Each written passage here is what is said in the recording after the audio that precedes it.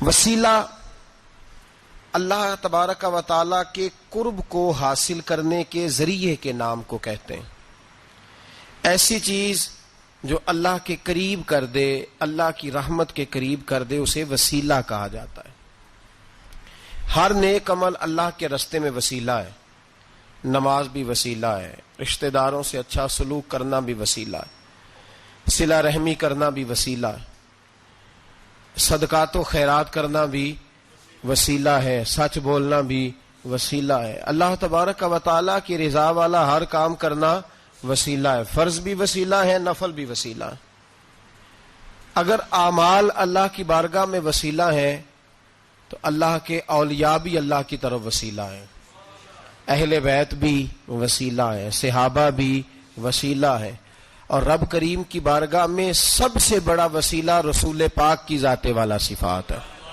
سب سے بڑا وسیلہ حضور کی ذات سب سے بڑا وسیلہ ہے. سب سے بڑا وسیلہ اللہ تبارک و تعالیٰ کے محبوب کی ذات ہے. یاد رکھیے گا، مظفر وارسی کہا کرتے تھے کہ چلے نہ ایمان 2 قدم بھی اگر تیرا ہم سفر نہ ٹھہرے.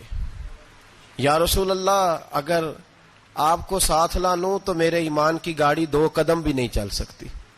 اور حضور قبر حشر آخرت تو وسیلہ علیحدہ چیز ہے نا.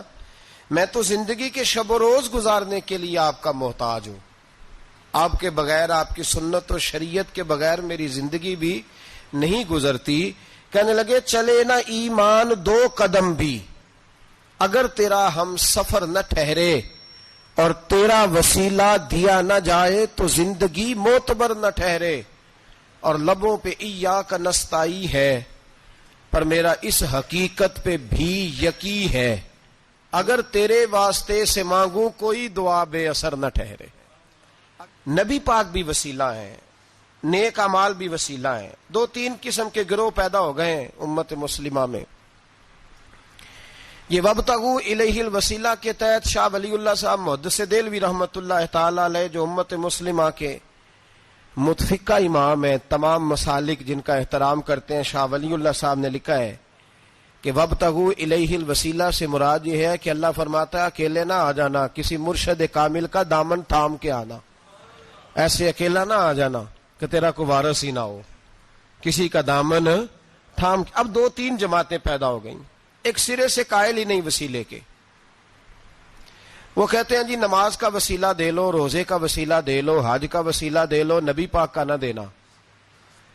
او خدا کے بندو، نماز کا وسیلہ دینا درست ہے، میں نے شروع میں کہا کہ یہ بھی وسیلہ ہے، لیکن نماز پتہ نہیں قبول ہے کہ نہیں قبول. روزے کا وسیلہ دینا درست ہے، پر پتہ نہیں وہ قبول ہے کہ نہیں. حج کا وسیلہ دینا حرج نہیں، دینا چاہیے، لیکن پتہ نہیں ہمارے حج ٹوٹے پھوٹے ہیں، قبول ہیں کہ اس رسول کا وسیلہ کیوں نہ دیں جو ہر حال میں اللہ کی بارگاہ میں قبول ہی ہے، ہر حال میں اللہ کی بارگاہ میں.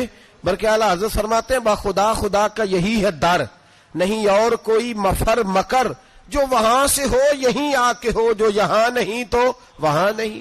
تو یاد رکھیے گا نبی پاک کا وسیلہ سب سے معتبر وسیلہ ہے. اب لوگ اس جھگڑے میں پڑ گئے، اور جتنی جتنی تعلیم عام ہوتی جاتی ہے لوگ دروازے رسول سے دور ہوتے چلے جا رہے ہیں. بجائے اس کے کہ محبت رسول بڑھتی، نبی پاک کا قرب بڑھتا، اور ہم بھی بادشاہ لوگ ہیں، جس مرضی کی بات ہم سننی شروع کر دیتے ہیں. اور خدا کے بندو سنو، زندگی نبی پاک کے بغیر نہیں گزر رہی تو قبر حشر میں حضور کے بغیر کامیابی کیسے ہوگی؟ یاد رکھیں اور سمجھیں اس بات کو، اور اپنے عقیدے کو پہاڑ سے زیادہ تگڑا بنائیں. اس میں کوئی شک نہیں کہ نیک اعمال بھی وسیلہ ہیں، پر بھائی مجھے تو اپنی نماز پر اعتبار نہیں، اس لیے کہ میں خلوص سے پڑھتا ہی نہیں. کئی جگہوں پہ کمی محسوس ہوتی ہے، کئی جگہوں پہ نقص محسوس ہوتے ہیں. روزے رکھے ہیں، ہمیشہ سے رکھ رہے ہیں، لیکن کوئی ایسا مان اور بھروسہ نہیں کہ بخشوائیں گے.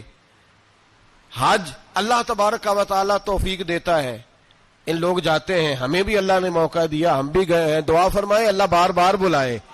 لیکن گزارش یہ ہے میرے بھائی سمجھ لیں کہ یہ چیزیں ہماری نظر میں کرتے ہیں، اللہ تبارک و تعالیٰ انہیں سبب رحمت بنائے گا، لیکن ہمیں اس پر کوئی مان، کوئی تکبر. ہاں اگر بھروسہ ہے تو ذات رسالت ماپ پہ بھروسہ ہے، نہ تیگو تیر پہ تکیے، نہ خنجر پر، نہ بھالے پر. بھروسہ ہے تو ایک سادی سی کالی کملی والے پر. نبی پاک صلی اللہ علیہ وسلم کی ذات پر. اب لوگ خشک زندگی گزارنا چاہتے ہیں, خشک سی نماز, اور بس جی بس نماز روزہ سیدھا کرو, یہ ہمیں کہاں لگایا جا رہا ہے. ہم خود بھی آگے نہیں جانا چاہتے, حالانکہ ہم نے وسیلے بنائے ہوئے ہیں. کئی لوگوں نے ایم پی اے وسیلہ رکھا ہوا ہے, ایم این اے وسیلہ رکھا ہوا ہے, یار 15-20 وسیلہ رکھے ہوئے ہیں, بلکہ امیر لوگوں سے سلام دعا رکھی ہوئی ہے. کس لیے؟ روز دعوتیں پکتی ہیں ہوٹلوں میں, یہ سارے وسیلے ہم نے بنائے ہوئے ہیں. عجیب معاملہ ہے, دنیا داروں سے وسیلے ہیں لیکن رب کریم کے بندوں سے ہم نے تعلقات نہیں رکھے. مزارات پہ جانا, اولیاء کی بارگاہ میں جانا, رب کریم کے بندوں سے پیار کرنا, صحابہ سے محبت کرنا, اہل بیت سے پیار کرنا, نبی پاک پہ درود پڑھنا, دنیا داری کا ہمیں پتہ ہے ہم نے کیسے بیچ میں سے بچ کے نکلنا ہے, ہمیں کس چیز کی حاجت ہے. دعوت پہ بلانا ہے تو کس کس کو چھانٹی کر کے بلانا, یہ سارا ہمیں پتہ ہے. جب شادی ولیمے کے اور سالگرہ کے اور عقیقے کے کارڈ لکھے جا رہے ہوتے ہیں تو پتہ ہوتا ہے اس کو رہنے دو, اس کو آنے دو, اس کو مس کر دو, اس کے بغیر گزارا نہیں. ان وسیلوں کا سارا پتہ ہے. اللہ رسول کے وسیلے کی بات آتی ہے تو ہم بھی فتویٰ پوچھنے چلے جاتے ہیں, ہم بھی تفصیلات پوچھتے ہیں. ادھر ادھر نہ جا, یاد رکھ بغیر مصطفیٰ کے تیرا کوئی کام نہیں چل سکتا, بغیر نبی پاک کے تیری زندگی گزر سکتی, سوال ہی نہیں پیدا ہوتا. یہ وسیلہ ضائع نہ کر بیٹھنا, ایسے کسی کی بات میں نہ آ جانا. یہ ایمان ہے, یہ ایقان ہے, یہ لذت ہے, یہ حسن ہے, یہ سرمایہ ہے.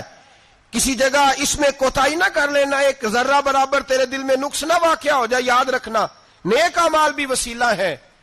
اللہ کرے کہ ہمارے عمل ایسے ہوں کہ اللہ کی بارگاہ میں قبول کیے جائیں.